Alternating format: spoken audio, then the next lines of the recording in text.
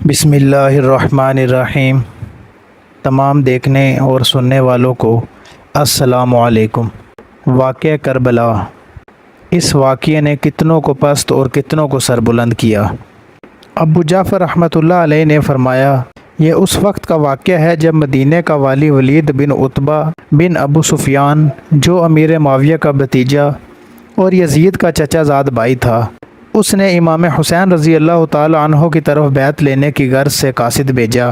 آپ رضی اللہ تعالی عنہ نے فرمایا، مجھے سوچنے کی مہلت دو اور جلدی نہ کرو۔ ولید نے ان کو مہلت دے دی۔ اسی اثنا میں آپ مکہ تشریف لے آئے۔ کوفہ والے ان کے پاس آئے اور بعض نے قاصدوں کے ہاتھ پیغامات بھیجے کہ ہم نے آپ کی خاطر اپنے آپ کو بیعت سے روک رکھا ہے، ہم یزید کے والی کے پیچھے جمعہ نہیں پڑھتے، آپ ہمارے پاس تشریف لے آئیے۔ کوفہ کے والی اس وقت نعمان بن بشیر انصاری تھے۔ امام حسین رضی اللہ تعالی عنہ نے اپنے چچا زاد بھائی مسلم بن عقیل بن ابی طالب سے فرمایا کہ تم کوفہ جاؤ اور حالات کا جائزہ لو، اگر ان کے بیانات سچے ہیں تو ہم کوفہ جائیں گے۔ مسلم روانہ ہوئے اور مدینہ پہنچے۔ وہاں سے 2 راہبر ساتھ لیے جو انہیں ریگستانی علاقہ سے لے گئے۔ راستے میں انہیں پیاس لگی اور راہبروں میں سے ایک پیاس کی وجہ سے جاں بحق ہو گیا۔ مسلم نے حضرت حسین رضی اللہ تعالی عنہ کو خط لکھا کہ مجھے اس خدمت سے سبکدوش کر دیا جائے، مگر امام حسین رضی اللہ تعالی عنہ نے انہیں جواب دیا کہ آپ کوفہ جائیے۔ مسلم کوفہ روانہ ہوئے اور وہاں پہنچ کر اہل کوفہ میں سے ایک شخص کے ہاں قیام کیا۔ کوفہ کے باشندگان جب ان کی آمد کی خبر ملی تو وہ ان کے پاس چوری چھپے آتے اور ان کے ہاتھ پر امام حسین رضی اللہ تعالی عنہ کے لیے بیعت کرتے، حتیٰ کہ کوفہ کے 12,000 باشندوں نے آپ کے ہاتھ پر بیعت کر لی۔ یزید کے ہوا خواہوں میں سے ایک شخص عبید اللہ بن مسلم نعمان بن بشیر کے پاس گیا اور کہا، یا تو سچ مچ کمزور ہے یا بن رہا ہے، ملک میں فساد پھیلا ہوا ہے۔ نعمان نے اس سے کہا کہ اس قوت سے جس میں خدا سے سرکشی ہو، مجھے وہ کمزوری عزیز تر ہے جو مجھے خدا کے حلقہ اطاعت سے باہر نہیں کرتی، اور میں ایسا نہیں کہ جس کا اللہ نے پردہ رکھا ہے میں اس کا راز افشا کر دوں۔ اس شخص نے نعمان کی یہ بات یزید کو لکھ بھیجی۔ یزید نے اپنے آزاد کردہ مسیحی غلام سرجون کو بلایا جس سے وہ مشورہ لیا کرتا تھا، اسے حالات سے آگاہ کیا۔ سرجون نے کہا کہ اگر معاویہ زندہ ہوتے تو کیا آپ ان کا مشورہ قبول کرتے؟ یزید نے کہا کہ ہاں۔ اس نے کہا کہ تو میرا یہ مشورہ قبول کیجئے کہ کوفہ کا والی بھی ابن زیاد کو بنا دیجئے، کوفہ کے لیے ابن زیاد ہی موضوع ہے۔ یزید ان دنوں ابن زیاد سے خفا تھا اور بصرہ کی گورنی سے بھی اسے معزول کرنے کا قصد کر رہا تھا، لیکن اس مسیحی مشورے کے بعد یزید نے ابن زیاد کو خط لکھا جس میں اس سے خوشنودی کا اظہار کیا اور اسے لکھا کہ ہم بصرہ کے ساتھ کوفہ کا بھی تجھے والی بناتے ہیں، مسلم بن عقیل کو تلاش کرو، اگر وہ مل جائے تو اسے قتل کر دو۔ ابن زیاد بصرہ کے کچھ سرداروں کے ساتھ کوفہ آیا۔ اس نے اپنے ایک آزاد کردہ غلام کو 3,000 درہم دیے اور اس سے کہا کہ جاؤ اور اس شخص کو دریافت کرو جس کے ہاتھ پر کوفہ والے بیعت کر رہے ہیں، اور اس پر یہ ظاہر کرو کہ تم حمص کے باشندے ہو اور بیعت کی غرض سے حاضر ہوئے ہو، اور یہ رقم دے کر اس کی مالی حالت بھی مضبوط کرنا چاہتے ہو۔ وہ غلام بڑی احتیاط سے کھوج میں لگا رہا، حتیٰ کہ وہ کوفہ کے اس بوڑھے آدمی کے پاس پہنچ گیا جو بیعت حسین رضی اللہ تعالی عنہ کے سلسلے میں کام کر رہے تھے۔ اس نے شیخ سے بات کی تو انہوں نے کہا کہ تم سے مل کر مجھے خوشی بھی ہوئی ہے اور افسوس بھی۔ خوشی اس بات کی ہے کہ خدا نے تمہیں سیدھی راہ دکھائی ہے، مگر افسوس اس بات کا ہے کہ ہمارے کام کو ابھی تک استحکام میسر نہیں آیا۔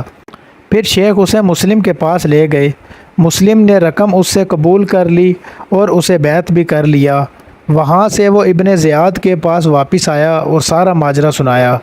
جب ابن زیاد اس گھر تک پہنچا جہاں مسلم قیام فرما تھے، آپ ہانی بن عروہ مراوی کے مکان میں منتقل ہو چکے تھے اور امام حسین رضی اللہ تعالی عنہ کو پیغام بھیج چکے تھے کہ کوفہ کے 12,000 باشندے بیعت کر چکے ہیں، آپ تشریف لے آئیے۔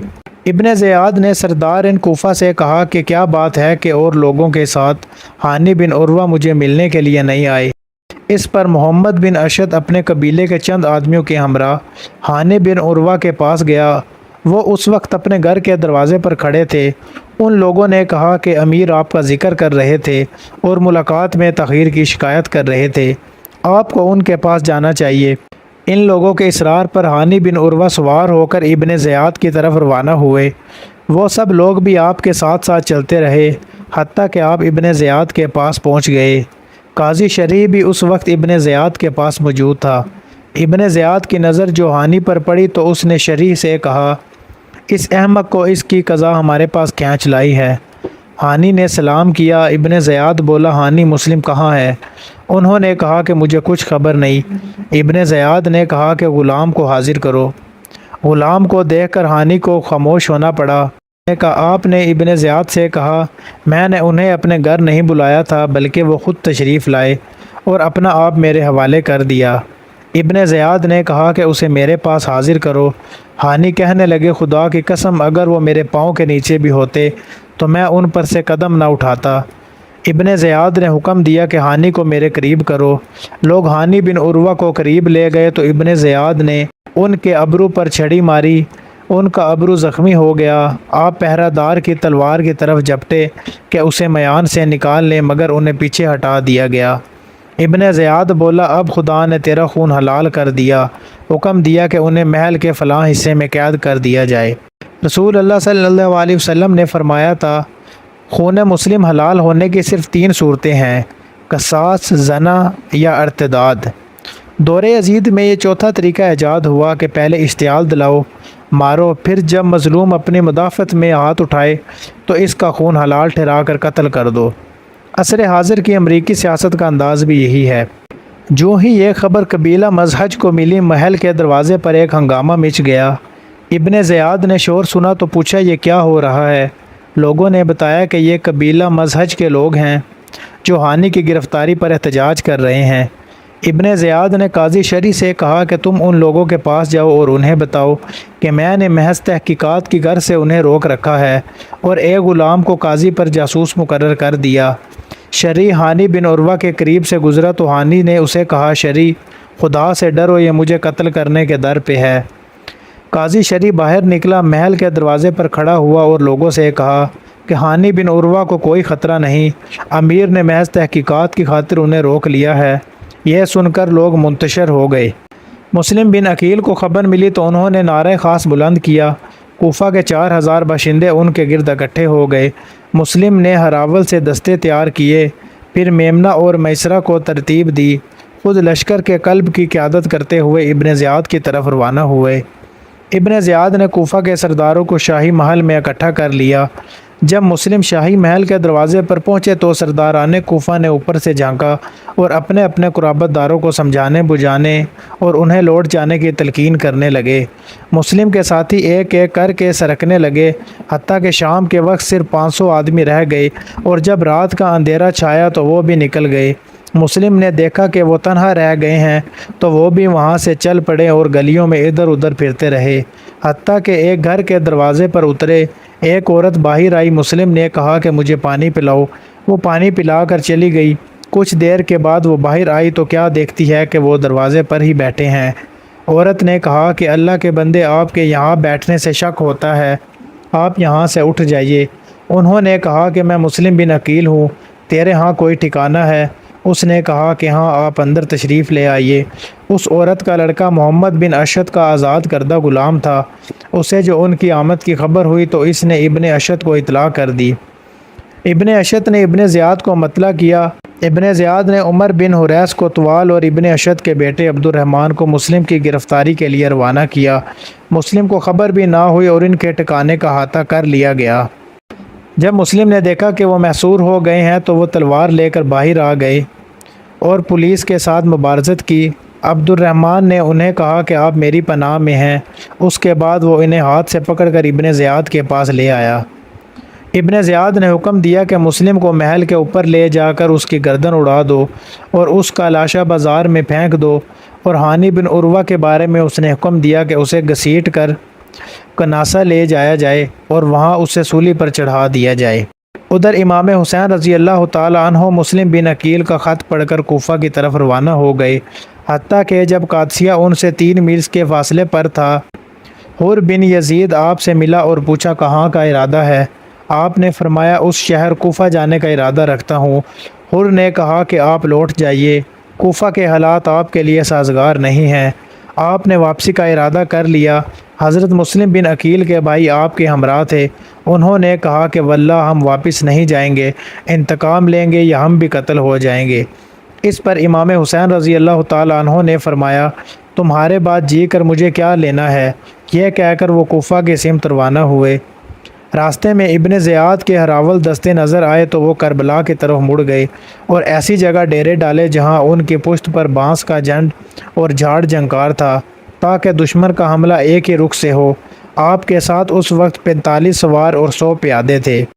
عمر بن سعد بن ابی وقاص نے ابن زیاد سے حکومت کا وعدہ کر رکھا تھا، اب اس عہدے کی قیمت لینے کا وقت آیا تھا۔ ابن زیاد نے ابن سعد سے کہا کہ اس آدمی کا بندوبست کرو۔ عمر بن سعد نے کہا کہ اس خدمت سے مجھے معاف رکھیے۔ ابن زیاد نے اس کی معذرت قبول نہ کی۔ عمر بن سعد نے درخواست کی اچھا مجھے 1 رات کی مہلت دے دو۔ ابن زیاد یہ بات مان گیا۔ عمر بن سعد رات بھر اس معاملے میں سوچتا رہا کہ ایک طرف حکومت ہے اور دوسری طرف شکاوت آلود معصیت۔ بالآخر صبح ابن زیاد کے پاس جا کر اپنی آمادگی کا اظہار کر دیا۔ ابن سعد امام حسین رضی اللہ تعالیٰ عنہ کی طرف روانہ ہوا۔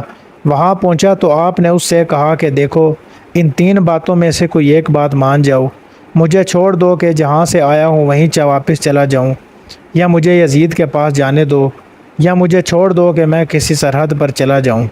عمر ابن سعد نے یہ تجویز قبول کر لی۔ ابن زیاد نے لکھا نہیں کوئی عزت نہیں یہاں تک کہ وہ میرے ہاتھ پر بیعت کر لے۔